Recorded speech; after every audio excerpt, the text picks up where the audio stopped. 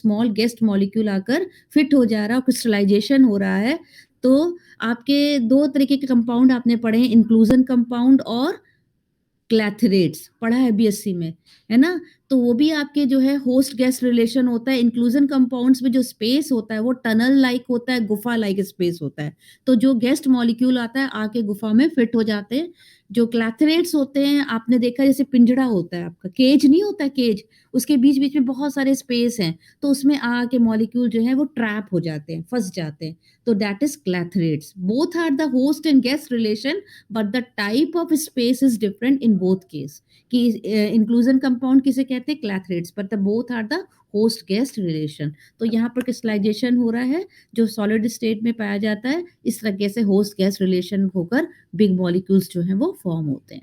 ठीक, third one is small molecule, they form the big molecule by covalent bond. Large host molecule, then they are attached together without the outer support और self assembled molecule है कि आपस में इस तरीके का इनमें जो है फोर्सेस है, जो अट्रैक्शन फोर्स इनमें आपस में लग जाता है या हो जाता है, जिसके कारण कि ये आपस में जुड़कर सुप्रा मॉलिक्यूल या बिग मॉलिक्यूल फॉर्म करते हैं। तो ये सेल्फ असेंबल्ड एग्रीगेट मॉलिक्यूल या सॉल्यूशन है। ठीक है, तो अब what is the molecular self assembly. अब हमने जैसे बताया कि 2 तरीके से होता है, आपने एक देखा होस्ट गेस्ट, दूसरा देखा self assembly. What is the molecular self assembly?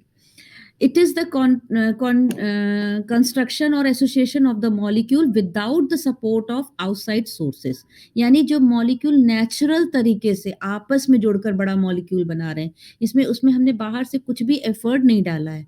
उनका सेल्फ मैनेजमेंट है कि उन्होंने अपने को इस तरीके से एडजस्ट किया कि एक मॉलिक्यूल होस्ट की तरह और दूसरा गेस्ट की तरह आकर उसमें फिट होकर अपने आप ही सेल्फ तरीके नेचुरल तरीके से सुप्रा मॉलिक्यूल या बिग मॉलिक्यूल बन गए through a non-covalent interaction.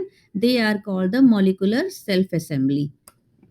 ठीक, it allows the construction of larger molecule structure जैसे कि micelles, membranes, vesicles, liquid crystals, इन सब में क्या होता है कि ये अपने आप बने हुए सेल्फ असेंबल मैक्रो मॉलिक्यूल हैं जो नेचुरल तरीके से हमारी बॉडी के अंदर, आपको पता है मेम्ब्रेन्स होती, वेसिकल्स होते, उस तरह से बहुत सारे लिक्विड क्रिस्टल्स भी आप देखें नेचुरल लेबोरेटरी में जो अपने आप ही फॉर्म हो जाते हैं क्योंकि ये सेल्फ असेंबल सुप्रा मॉलिक्यूल है।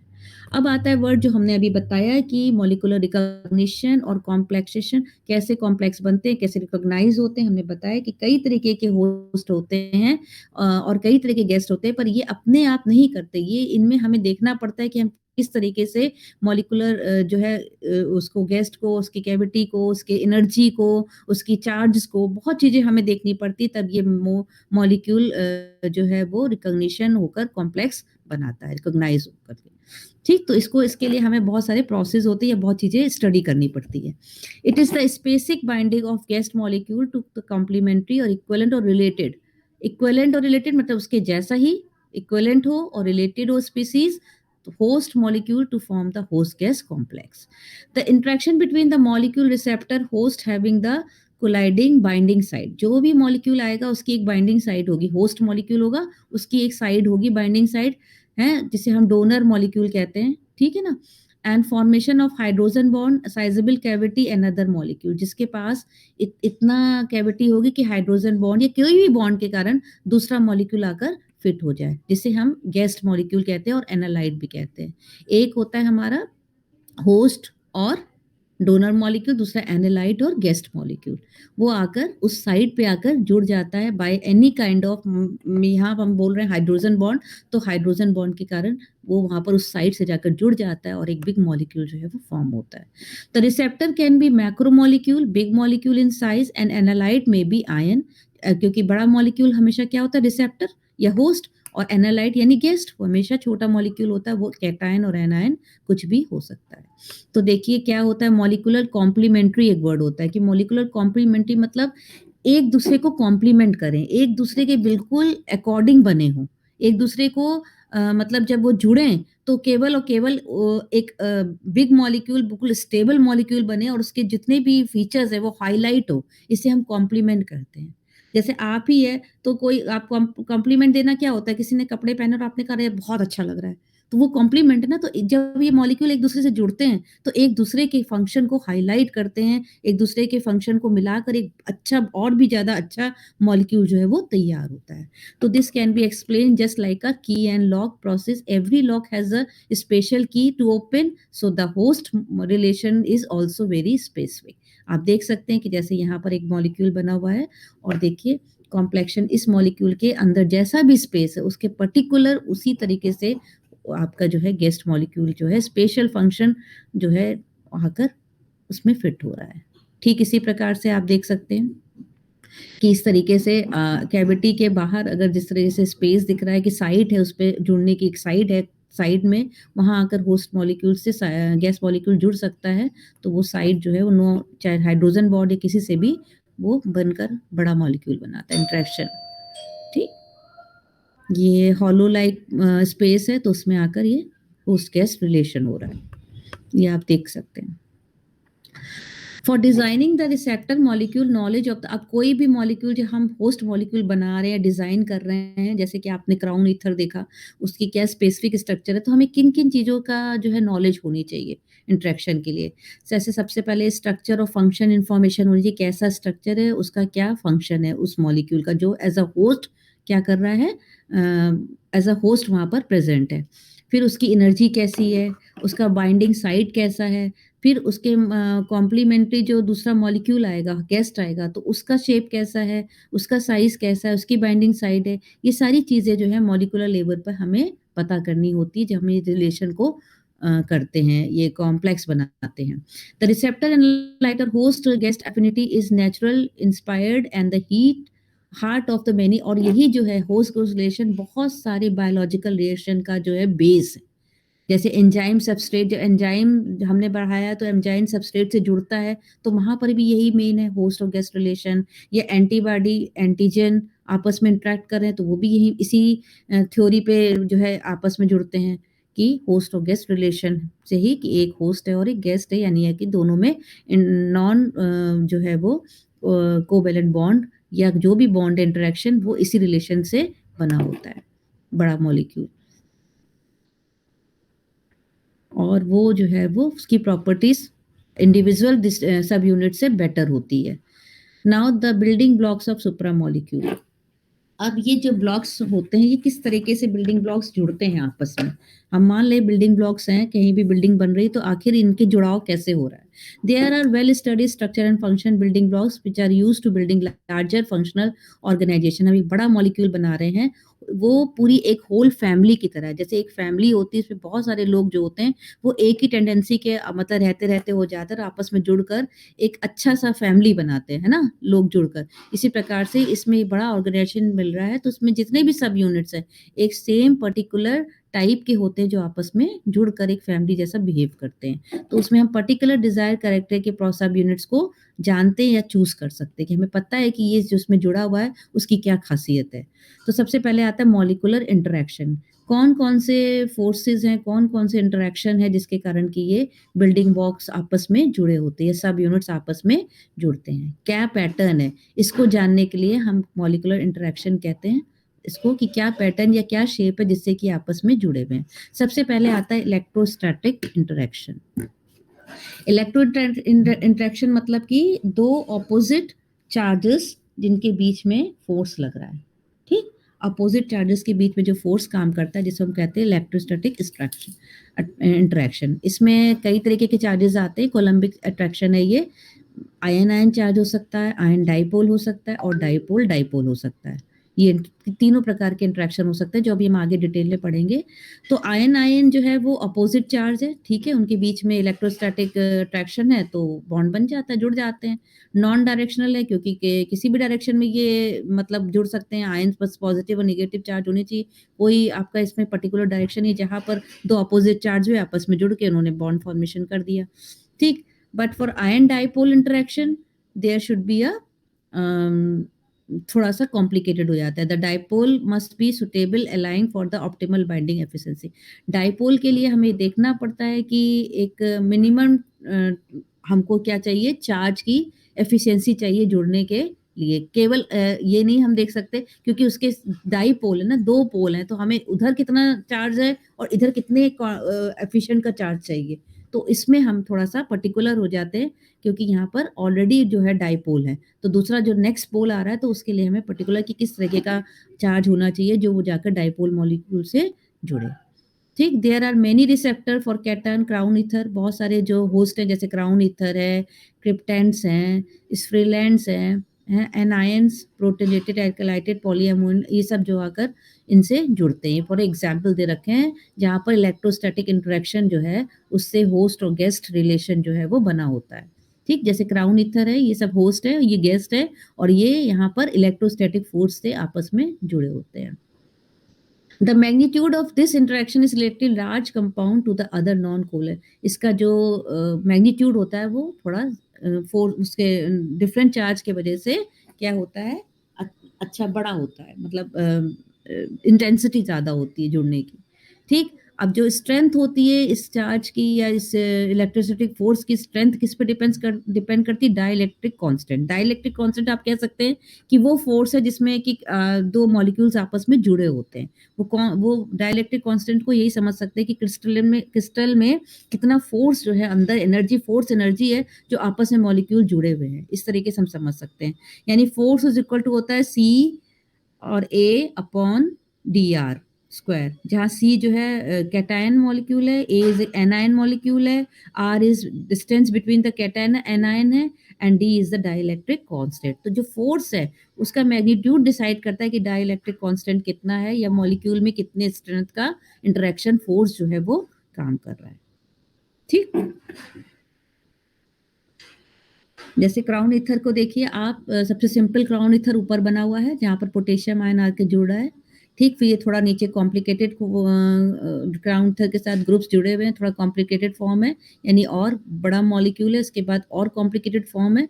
तो जो डाई इलेक्ट्रिक कॉन्स्टेंट है या हम कह सकते हैं फोर्स अट्रैक्शन है वो धीमे धीमे इसमें चेंज हो रहा है due to the big group in join with the crown ether. ठीक, increase the pre organization of the crown ether sphereland. तो ये जो क्राउन ईथर में देखिए एक एक करके सिंपल, उससे थोड़ा कॉम्प्लिकेटेड और उससे बड़ा कॉम्प्लिकेटेड जो है वो सुप्रा मॉलिक्यूल बन रहा है। अब आता है आपका डाइपोल डाइपोल इंटरेक्शन। ठीक, डाइपोल डाइपोल मतलब दो पोल्स ऑलरेडी है, मॉलिक्यूल ऑलरेडी जो है डाइपोल है और उसके साथ फिर जो दूसरा मॉलिक्यूल है वो भी डाइपोल है। तो किस तरीके से इसमें आप सेकंड स्ट्रक्चर में दे सकते हैं कि अपोजिट चार्जेस की वजह से, नियर बाय अपोजिट चार्जेस की वजह से जब ये दो मॉलिक्यूल पास आते हैं तो इनके बीच में भी एक अट्रैक्शन फोर्स काम करता है जिसके कारण कि मॉलिक्यूल जो है आपस में, होस्ट और गेस्ट जो आपस में वो जुड़ जाते हैं और सुप्रा मॉलिक्यूल फॉर्म होता है। तो सबसे पहले हम जो आयन आयन पढ़ा था उसको थोड़ा डिटेल में पढ़ लेते हैं। Ion and interactions are attractive forces जो होते हैं, ये जो हमने बताया ऑपोजिट चार्ज, और ये इलेक्ट्रोस्टैटिक अट्रैक्शन दो चार्जेस के बीच में होने से डिफरेंट चार्जेस की, जैसे आप ये मॉलिक्यूल देख रहे हैं डाइएजो साइक्लो बिस ऑक्टेन के स्ट्रक्चर कुछ ऐसा ही है नाम इसका पूरा, बड़ा मॉलिक्यूल। इसमें आप देख रहे हैं तीनों में पॉजिटिव चार्ज है, तो इसमें जो FeCN नेगेटिव जो है ग्रुप आकर जो है वो जुड़ रहा है गेस्ट मॉलिक्यूल। ठीक, इसके बाद ये है आयन डाइपोल इंटरेक्शन, आप देख सकते हैं। देखिए आप ये क्राउन ईथर में देख रहे हैं, क्राउन ईथर में क्या है कि ऑलरेडी जो है ऑक्सीजन जुड़ा है तो उस पर नेगेटिव चार्ज है और इसके अपोजिट जो आपका पोल है उस पर पॉजिटिव चार्ज है, तो ये वैसे ही डाइपोल है। और माइनस प्लस, फिर इधर प्लस, फिर ये माइनस, ये प्लस, तो ऑलरेडी ये डाइपोल मॉलिक्यूल है। अब इसमें आकर एक आयन जुड़ रहा है तो इसलिए आयन डाइपोल इंटरेक्शन है ये। ठीक, this is the ion and this is the dipole interaction. ठीक, अब यहीं पर एक HCl और आके मॉलिक्यूल जुड़ जाए तो वो क्या हो जाएगा, ये दोनों आपस में जुड़ जाए तो ये डाइपोल और आयन डाइपोल इंटरेक्शन कहलाएगा। ठीक, अब ये डाइपोल डाइपोल इंटरेक्शन जो हम आपको पहले एग्जाम्पल बता चुके हैं, आयन, ठीक, ion dipole interaction. Now the what are the basic properties, है ना, कि कौन सी ऐसी प्रॉपर्टीज है जिसके बैकग्राउंड पे ये इंटरेक्शंस होते हैं। पहला फंक्शनल बैकग्राउंड है, पर्पस की क्या फंक्शन है क्या मतलब इनका फंक्शन क्या है कि हम इनको जोड़ें या पर्पसफुल बाइंडिंग होनी चाहिए, अगर ये जुड़ना है तो इसकी कोई पर्पस होना चाहिए आगे। काइनेटिक ऑफ रिएक्शन की एनर्जी में क्या प्रभाव पड़ रहा है, उसकी स्टेबिलिटी या शेप में क्या प्रभाव पड़ रहा है, तो ये सारी चीज़ें को सोच कर ये कॉम्बिनेशन जो है रिकॉग्निशन किया जाता है। तो कॉम्प्लीमेंट्री के लिए क्या-क्या चीज़ें देखनी पड़ती हैं कि एक मॉलिक्यूल दूसरे मॉलिक्यूल से किस तरह कॉम्प्लीमेंट्री हो सकता है। सबसे पहले उसकी बाइंडिंग साइट एक-दूसरे के लिए कॉम्प्लीमेंट होनी चाहिए, यानी बहुत अच्छे तरीके से वो आपस में जुड़ने चाहिए। उनका साइज़ इक्विवेलेंट होना चाहिए, ये नहीं कि एक बड़ा साइज़ का एक छोटा साइज़ का है और बिल्कुल मिसमैच है और वो कॉम्प्लीमेंट नहीं कर सकते एक-दूसरे को जब तक वो सेम साइज़ के ना हो, क्योंकि एनर्जी अफेक्टेड होगी।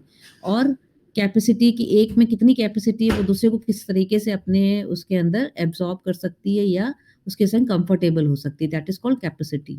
तो साइज़ कॉम्प्लीमेंट्री जैसे आप दे सकते हैं कि मान लीजिए यहाँ पर एक होस्ट मॉलिक्यूल है जिसमें 2.6 का जो है वो कैविटी है, ठीक? अब यहाँ पर 3 आप देख रहे हैं guest molecule, sodium, potassium and rubidium जो भी है, तो सबके अलग-अलग साइज़ हैं। अब इस कैविटी में जो परफेक्ट साइज़ है, वो कौन-सा कॉम्प्लीमेंट करेगा? जो 2.6 एंगस्ट्रॉम का होगा, यानी परफेक्ट साइज़ जो होगा वो 2.6 होगा। तो इसे हम साइज़ कॉम्प्लीमेंट्री कहते हैं कि सेम साइज़ का मॉलिक्यूल जब फिट होता है, तो वो कॉम्प्लीमेंट करता है होस्ट को। तो इससे हम होस्ट हेस्ट जो रिलेशन होगा वो परफेक्ट होगा। ठीक, दूसरा आता है चार्ज कॉम्प्लीमेंट्री या इलेक्ट्रॉनिक कॉम्प्लीमेंट्री। मान लीजिए जो हमारा गेस्ट मॉलिक्यूल है वो पॉजिटिव चार्ज है और आप बाहर जो है वो सब तरीके के चार्जेस है, तो जो उसको कॉम्प्लीमेंट करेगा that is the opposite charge, तभी इंटरेक्शन प्रॉपर होगा। तो इसको हम कहते हैं इलेक्ट्रॉनिक कॉम्प्लीमेंट्री या सेम चार्ज नहीं होने पे वो अच्छे से कंबाइंड नहीं हो सकते। तो charge should be different so they can easily complement to each other. ठीक? अब आता है third type of interaction is cationic pi interaction. Cation pi interaction. यहाँ पाई बॉन्ड है, इससे संग कैटायन जोड़े या एनायन जोड़े, that is called cation pi interaction. This is only the due to the different kind of forces और pi electron attraction. एक और आता है आपका next is pi pi interaction. Pi pi interaction दो प्रकार के होते हैं, एक आप देख रहे हैं फेस टू फेस और एक देख रहे हैं एच टू फेस। यहाँ पर carbon is less electronegative than hydrogen electropositive and it will join with the pi electrons like this. DNA molecule इसे पाई पाई स्टैकिंग भी कहते हैं क्योंकि पाई इलेक्ट्रॉन स्टैक हो रहा है, आपस में जुड़ रहा है। ठीक, जैसे न्यूक्लियोसाइड्स न्यूक्लियोबेसिस में पाई पाई इंटरेक्शन होता है, अमीनो एसिड्स में होता है ना, अमीनो एसिड्स आपस में जुड़े होते हैं पाई पाई इंटरेक्शंस की वजह से। That is also a kind of example of supramolecular which is self assembled molecules. Now what is the cationic binding? जब होस्ट मॉलिक्यूल क्या होता है उस उसमें ऐसा चार्ज है कि बाहर से जो प्लस है कैटायन आकर guest molecule as a host guest relation बनाते हैं, that is called the cationic binding. दिखा है the binding is filled positively charge molecule guest the cation, hence it is called cation binding. The interaction between host and guest molecule either में भी hydrogen bond से हो चाहे van der Waals forces हो, पर होना कैसा चाहिए? पॉजिटिव चार्ज गेस्ट मॉलिक्यूल होना चाहिए, दैट इज कॉल्ड कैटायनिक। चाहे वो वॉन्डर वॉल से जुड़े, आयनिक बॉन्ड से जुड़े या हाइड्रोजन बॉन्डिंग हाइड्रोफोबिक इंटरेक्शन हो, कोई भी प्रकार का इंटरेक्शन ये हो सकता है। मेन इफेक्ट क्या करते हैं इसमें, इस तरह की बॉन्डिंग में जो होता है साइज मैचिंग होनी चाहिए होस्ट और गेस्ट की, मैग्नीट्यूड ऑफ चार्ज यानी चार्ज कॉम्प्लीमेंट्री होना चाहिए एक दूसरे का अपोजिट, और नेचर ऑफ द सॉल्वेंट भी बहुत इंपॉर्टेंट रोल करता है कि जिस सॉल्वेंट में हम होस्ट गेस्ट रिलेशन कर रहे हैं वो सॉल्वेंट हमारा कैसा है, वो भी बहुत इंपॉर्टेंट है कि सॉल्वेंट उस रिएक्शन को प्रमोट कर रहा है या फेवर कर रहा है कि नहीं, और पूरे रिएक्शन की एनर्जी किस तरीके से है ये भी मैटर करता है। तो this all the factors which is affecting the cationic binding. Now the application of cationic binding, बहुत सारे आप इसके एग्जाम्पल दे सकते हैं, जैसे हीमोग्लोबिन में आयरन जो है वो जुड़ा होता है, आपको पता है वो भी एक प्रकार का कैसा है सुप्रा मॉलिक्यूल हुआ ना, क्योंकि वो हीमोग्लोबिन के अंदर आयरन जुड़ा हुआ है, तो वही आपका गेस्ट होस्ट वाला रिलेशन है। It carries oxygen in the blood and entire twin cells. उसके बाद आपका क्लोरोफिल है, क्लोरोफिल में मैग्नीशियम होता है, मैग्नीशियम जो है आपका वही आपका होस्ट गेस्ट रिलेशन है ना, मेटल आयन जुड़ा हुआ है, कोऑर्डिनेट बॉन्ड होगा या जो भी बॉन्ड होगा उससे होस्ट गेस्ट रिलेशन से प्रा मॉलिक्यूल है एक प्रकार का, और ये ग्रीन पिगमेंट है और आपको पता है फोटोसिंथेसिस के लिए रिस्पॉन्सिबल है। इसके बाद आपको कोबालामिन हमने पढ़ाया था, जहाँ कोबाल्ट मॉलिक्यूल जो है वो जुड़ा होता है। बहुत सारे आपने देखे थे अमीनो एसिड न्यूक्लियोबेसिस से जुड़े होते हैं और इस प्रकार से ये बॉडी के नर्वस सिस्टम में पर्टिकुलर जो सारा काम होता है, this is also the natural supra molecules, है ना, जो कि हमें बाद में इसकी पूरी स्टडी करने से पता कि किस प्रकार का होस्ट और गेस्ट रिलेशन से बना हुआ है। अब आता है आपका एनायनिक बाइंडिंग, सेम जैसे कैटायनिक पहले गेस्ट मॉलिक्यूल था, यहाँ पर गेस्ट मॉलिक्यूल एनायन है, so it is called the anionic binding. They have the positive charge host molecule which will combine or have a cavity which is or the charges favor to anion, so it is the anionic binding. Negatively charged molecule will attach in this cavity. The interaction between the host gas molecule either may be hydrogen bond, कोई भी प्रकार की bonding से ये बन सकता है, कोई दिक्कत नहीं। इसमें भी वही आपका है फैक्टर, कौन से अफेक्ट करते हैं, साइज अफेक्ट करता है, चार्ज अफेक्ट करता है, सॉल्वेंट किस प्रकार का है जिसमें हम ये रिएक्शन हो रहा है, रिएक्शन की एनर्जी कैसी है होस्ट गैस की, क्या दोनों एनर्जी को कॉम्प्लीमेंट, एनर्जी के बेसिस पे भी कॉम्प्लीमेंट हो रहा है कि एनर्जी जो है वो आपकी पूरी रिएक्शन में फेवरेबल रहे। ये सब चीज़ें जो है वो मायने रखती है इस इंटरेक्शन में। और इसके भी बहुत सारे एग्जाम्पल है एनाइंस के। बायोलॉजिकल प्रोसेस में 70% ऑफ द जो गेस्ट मॉलिक्यूल होते हैं वो एनाइन ही होते हैं। जो आप अभी आगे पढ़ेंगे बहुत सारे जो होते हैं वो मॉलिक्यूल ज़्यादातर एनाइंस होते हैं, नेगेटिवली चार्ज, जैसे एटीपी और एडीपी। ये एग्जाम्पल है आपका anion binding. ADP is binding in the element of as element of DNA. अब सुप्रा मॉलिक्यूल के कौन से एग्जाम्पल है जो आप देख सकते हैं या मतलब डेली में हम लोग पढ़ते हैं, that is fullerenes, carbon nano tubes, dendrimers, rotaxanes, catenanes, micelles और आपका होस्ट गेस्ट कॉम्प्लेक्स। फ्लोरीन्स जो है वो कार्बन का ही और एलोट्रोपिक है, मतलब कार्बन के जो बड़े कार्बन के जो मॉलिक्यूल्स होते हैं उनका एलोट्रोपिक है, मतलब आइसोमर्स आप कह सकते हो। The shape of the fluorine round shape होता है इसका, है ना। और एग्जाम्पल जैसे C10, C20, C74, इतने बड़े कार्बन के चेन, मतलब कार्बन मॉलिक्यूल है ये। सबसे पहले फ्लोरीन C60 की खोज की गई थी। Fluorine consist of pentagonal hexagonal की रिंग होती है ये बहुत बड़ी, ठीक है। और इसमें जो है आपके इस तरीके से ये सुप्रा मॉलिक्यूल एक प्रकार का। उसके बाद आपका आता है carbon nano tubes. Carbon tubes के अंदर हाँ एलोट्रोपिक ये भी है। The shape of the carbon nano tube tubular form होता है, ठीक है। इसमें बहुत सारे मॉलिक्यूल फिट करके फिर हम लोग सुप्रा मॉलिक्यूल जो है वो इस तरीके से ये बना हुआ है कार्बन के ट्यूब्स के अंदर होस्ट और गेस्ट रिलेशन से। एक प्रकार का ये सुप्रा मॉलिक्यूल है। सिंगल वॉल्ड नैनो ट्यूब होता है, मल्टी वॉल्ड नैनो ट्यूब होते हैं ये। फिर डेंड्रिम्स है, डेंड्रीमर्स जो होते हैं, ये भी सिस्टमैटिक स्ट्रक्चर है, ब्रांचिंग है। ये सारी चीज़ें आप डिटेल में जाके नेट पे पढ़ सकते हैं किस प्रकार से ये सुप्रा मॉलिक्यूल्स हैं। हमें बहुत डिटेल में नहीं पढ़ना है, हम तो केवल एग्जाम्पल देख रहे हैं। रोटाजेम्स है, ये भी एक लीनियर पॉलीमर है, जो कि रोटामैक्स का मतलब होता है व्हील। और रोटामैक्स जो इस प्रकार से एक वायर और एक रिंग होती है, वायर को रिंग के अंदर घुसा दो, घुसा के समझ लो इसका स्ट्रक्चर इस तरीके से बना होता है। एक रिंग है, एक वायर है, तो मॉलिक्यूलर वायर को मॉलिक्यूलर रिंग के अंदर फिट कर देते हैं और इस तरीके का स्ट्रक्चर जो है वो फॉर्म होता है, सुप्रा मॉलिक्यूल बनाया जाता है। फिर कैटिनेन्स हैं, कैटिनेन्स वही आपके सारे रिंग रिंग आपस में जुड़कर जो स्ट्रक्चर बनाते हैं, that is the interlock system होता है एक तरीके से। मिसलेज है, ये भी आपके जो है वो लिक्विड में इस क्रिस्टल फॉर्म में करके इसको बनाया जाता है।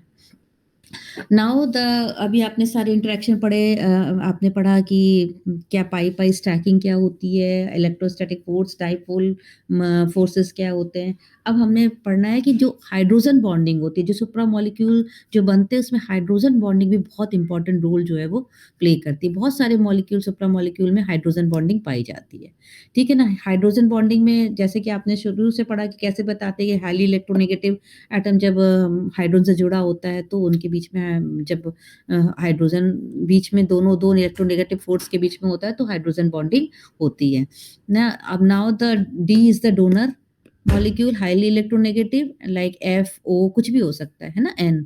ये आपस में जब यहाँ पर आकर कोई एक्सेप्टर मॉलिक्यूल जुड़ जाता है, क्योंकि ये हाईली इलेक्ट्रोनेगेटिव मॉलिक्यूल से हाइड्रोजन जुड़ा है, और यहाँ पर जब कोई आकर दूसरा आयन ऐसा होगा जो कि ऑल हाईली इलेक्ट्रोनेगेटिव होगा, तो यहाँ पर अपने आप हाइड्रोजन बॉन्डिंग या होस्ट गेस्ट रिलेशन बन जाता है हाइड्रोजन बॉन्डिंग के थ्रू, तो यहाँ पर सुप्रा मॉलिक्यूल फॉर्म होता है।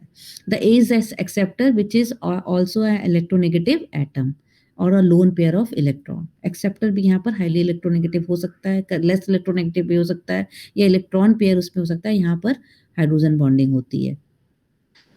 डीएनए के स्ट्रैंड्स में हाइड्रोजन बॉन्डिंग बहुत इंपॉर्टेंट है। आपको पता है जितने भी आपके ये साइटोसिन, थायमिन सब आपस में हाइड्रोजन बॉन्डिंग से ही आपस में पूरा स्ट्रैंड जो है वो जुड़ा होता है। ठीक है ना? तो जितने भी न्यूक्लियोबेसिस होते हैं ये अपने आप कैसे हाइड्रोजन बॉन्डिंग से रिकॉग्नाइज तो करते हैं अपने। अब आप ये थोड़ा ना कि कोई भी कॉम्बिनेशन बन सकता है, साइटोसिन का अगर उसके साथ है, ग्वानिन के संग, थायमिन का एडेनिन के साथ है, तो इसके मतलब कि वो रिकॉग्नाइज कर रहे हैं कि हम इस हाइड्रोजन यहाँ पर इसके साथ ही हाइड्रोजन बॉन्डिंग बनेगी, तब ये जाकर स्ट्रैंड पूरा होगा। ये हम उल्टा नहीं कर सकते कि हम साइटोसिन के संग थायमिन को नहीं जोड़ सकते। तो this is called the molecular recognition, क्योंकि उसका साइट ऐसा है जहाँ पर हाइड्रोजन बॉन्डिंग फॉर्म हो पाए या वहां पर है होस्ट गैस रिलेशन हो पाता है, तभी वो स्ट्रैंड जो है वो पूरा होता है, या दो न्यूक्लियोबेस आपस में जुड़ते हैं। That is called molecular recognition which is a kind of supramolecule. Now the correct parameter is highly specific. There are two type of hydrogen bonding interaction होता है। पहला है हाइड्रोजन बॉन्डिंग 1 डिग्री, है ना, या प्राइमरी हाइड्रोजन बॉन्डिंग इंटरेक्शन कह सकते हैं। दूसरा है सेकेंडरी या 2 डिग्री हाइड्रोजन बॉन्डिंग। तो फर्स्ट डिग्री हाइड्रोजन बॉन्डिंग में आप देख रहे हैं लीनियर हाइड्रोजन बॉन्डिंग हो सकती है, यानी कि जो डोनर और एक्सेप्टर है वो एक लाइन में 180 डिग्री में आपस में जुड़े हैं। This is called the linear hydrogen bonding. Bend हो सकती है जिसमें कि एक्सेप्टर थोड़ा सा कम, जो उसका एंगल है वो 180 से डिफरेंट है, 170 या 140 के आसपास है, तो वो इस तरीके से जुड़ा है, तो उसको हम बेंड कहते हैं। फिर डोनेटरी बाइफरकेटेड, मतलब जो डोनर एटम का जो चार्ज है it will divide into two acceptor by the two acceptor molecule. जहाँ दो हाइड्रोजन बॉन्डिंग बाइफरकेट होकर, मतलब चार्ज फरकरेट हो जा रहे हैं, यानी कि इसकी इंटेंसिटी कम हो जा रही है, पर है हाइड्रोजन बॉन्डिंग।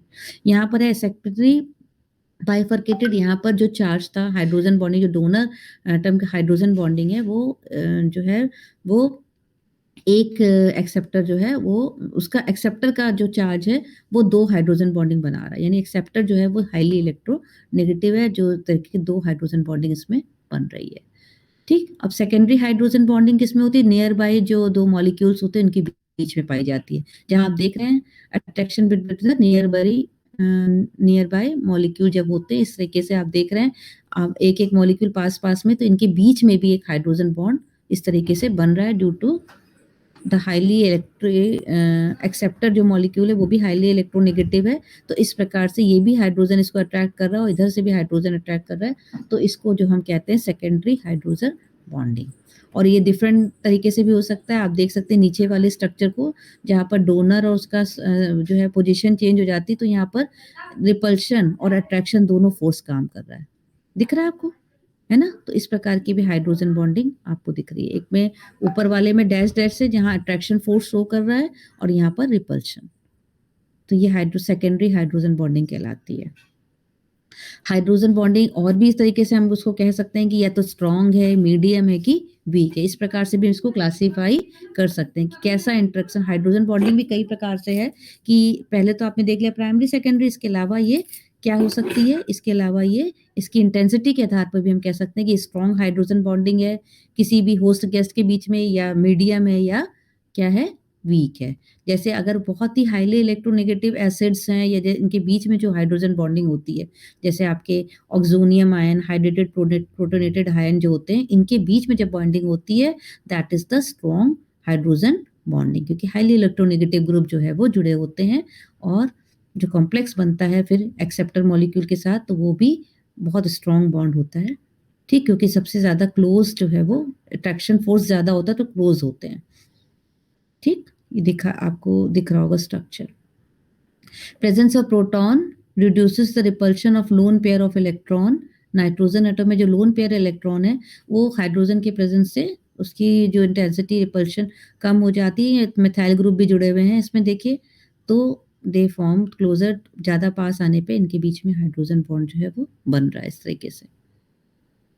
प्रेजेंस, प्रोटॉन के प्रेजेंस के कारण क्या होता है, रिपल्शन फोर्स जो है, लोन पेयर ऑफ इलेक्ट्रॉन की इंटेंसिटी कम हो जाती है और ये हाइड्रोजन बॉन्ड फॉर्म करते हैं। ऑलरेडी इसमें मिथाइल ग्रुप भी जुड़े हुए हैं जो न्यूट्रलाइज कर देते हैं नेगेटिव चार्ज को। Hydrogen bond in angle 180 degree is the, जैसे जैसे जो हाइड्रोजन के बीच की जो दूरी है इन दोनों के बीच में, बॉन्ड लेंथ इंक्रीज होती जाएगी, distance between the hydrogen decreases. जितनी बॉन्ड लेंथ जो है इंक्रीज होगी, इनकी इंटेंसिटी जो है वो डिस्क्रीज होती जाएगी। यानी कि पास होंगे तो ज़्यादा फ्रिक्वेंसी से वो होगा, स्ट्रांग होगा, दूर होंगे इनकी दूरी दूर होगी तो इंटेंसिटी कम हो जाएगी। Now the medium bond length, medium bond length या बॉन्ड इंटेंसिटी बायोलॉजिकल सिस्टम में ज़्यादातर देखी जाती है, जहाँ 180 से कम दूरी पर अगर एक्सेप्टर मॉलिक्यूल है तो वहाँ पर इनकी जो रेंज होती है, बॉन्ड स्ट्रेंथ जो होती है वो कम हो जाती है। या फिर जब इसके साथ ऐसे स्टेरिक हिंड्रेंस ग्रुप लगे होते हैं, जैसे टर्शरी है, सेकेंडरी है, प्राइमरी, अब एल्काइल ग्रुप जुड़े हुए हैं, तो जो नाइट्रोजन पे इलेक्ट्रॉन की इंटेंसिटी कम होगी तो हाइड्रोजन बॉन्ड जो बनाएगा वो लेस इफेक्टिव होगा, ये लेस स्ट्रांग होगा। जैसे टर्शरी में कम होगा, फिर प्राइमरी में यहाँ पर देखिए टर्शरी, यहाँ पर 3 न्यूट्रलाइज कर रहा है, हाइड्रोजन बॉन्ड की इंटेंसिटी जो है वो किस तरीके से बढ़ रही है और किस तरह से इंटेंसिटी कम हो रही है। ठीक है ना? अब यहाँ पर 3 हाइड्रोजन जुड़े हुए हैं, नाइट्रोजन सबसे पहले हुए, तो यहाँ पर सबसे स्ट्रॉन्ग बॉन्ड है। बाकी सब में कम होता है। जैसे जैसे अल्काइल ग्रुप बढ़ेंगे इंटेंसिटी कम होती जाएगी। ये देखिए इस तरीके से पहले तो ऑलरेडी अल्काइल ग्रुप जुड़ा हुआ था, उसके बाद यहाँ भी बाइफरकेट हो जा रहा है हाइड्रोजन बॉन्डिंग, तो इंटेंसिटी किस तरीके से इसकी अफेक्टेड हो रही है। The above order shows that the steric hindrance higher will be, जितना स्टेरिक हिंड्रेंस कम होगा उतना ज़्यादा उसमें बाइफर्केशन ज़्यादा होगा। ठीक है ना? स्टेरिक हिंड्रेंस का मतलब एल्काइल ग्रुप जो है वो बढ़ते चले जाएंगे और बाइफर्केशन भी कम होता जाएगा। जब एल्काइल ग्रुप कम जुड़े होंगे तो बाइफर्केशन ज़्यादा होगा। दैट मीन्स इंटेंसिटी जो है वो बढ़ जाएगी। Now the weak hydrogen bond, weak hydrogen bond जब हाइड्रोजन कार्बन से जुड़ा होता है, जनरली वीक हाइड्रोजन बॉन्ड होता है, या कोई भी ग्रुप ऐसे जुड़े होते हैं, जैसे एसिटाइलिन है, इथर है या क्लोरो एल्केन्स है, तो ऐसे जगह पे हाइड्रोजन जो है वो वैसे ही लेस इलेक्ट्रॉन वो है पॉजिटिव, तो वहाँ पर जो बॉन्ड बनेंगे वो बहुत ही वीक बॉन्ड बनते हैं। ठीक है ना? Poor acceptor such as donating group भी जो होते हैं वो पुअर हैं, तो हैवी लाइक बोरॉन, ये सिलिकॉन बड़े ग्रुप हैं, ये जब जुड़े होते हैं तो वीक बॉन्ड जो है वो फॉर्म होता है। यहाँ भी इंटेंसिटी कम हो गई क्योंकि ऐसे ग्रुप जुड़े हुए हैं हाइड्रोजन की, यहाँ भी बड़े ग्रुप जुड़े हुए हैं, तो यहाँ पर जो बॉन्ड बनेगा that is the very weak bond. अब नेक्स्ट जो है फिर कल पढ़ाते हैं बेटा, हो गया टाइम शायद ना? इतना समझ में आया सबको? Yes ma'am. हाँ, कोई कंफ्यूजन?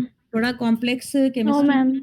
हाँ, क्योंकि बहुत इजी है। अभी तो हम केवल फोर्सेस पढ़ रहे थे आज सारे, और हमने पढ़ा सुप्रा मॉलिक्यूल क्या है, होस्ट गेस्ट क्या होते हैं, उनका रिलेशन क्या होता है, मॉलिक्यूलर रिकॉग्निशन क्या चीज़ होती है, कॉम्प्लीमेंट्री क्या चीज़ होती है। उसके बाद हमने सारे इंटरेक्शंस पढ़े, जिसमें हाइड्रोजन बॉन्डिंग किस प्रकार से अलग-अलग तरीके से अलग-अलग इंटेंसिटी का बनता है। ठीक है ना? ये सारी डिटेल हमने जो पढ़ाई वो आपको समझ में आई कि नहीं, सारी हिस्ट्री समझ में आई कि नहीं? अब हम आगे जो कल पढ़ेंगे, है ना? तो वो हम पढ़ेंगे कितने प्रकार के होस्ट होते हैं, कितने प्रकार के गेस्ट होते हैं और किस प्रकार से कॉम्बिनेशन होता है। ठीक है? Okay ma'am. यस कल हम इसको समराइज़ भी कर देंगे क्योंकि बहुत डिटेल में हमें नहीं पढ़ना है। सुप्रा मॉलिक्यूल के बहुत ज़्यादा कोर्स बहुत ही डिटेल में है। हम अपने मतलब भर का पढ़ेंगे तो उतना ही हम आपको पढ़ाएँगे। ठीक है? तो जिससे आपके कोर्स कंप्लीट हो जाए। चलिए फिर कल की क्लास हम कंटिन्यू करेंगे आगे। ठीक है? चलिए। Thank you ma'am. ओके।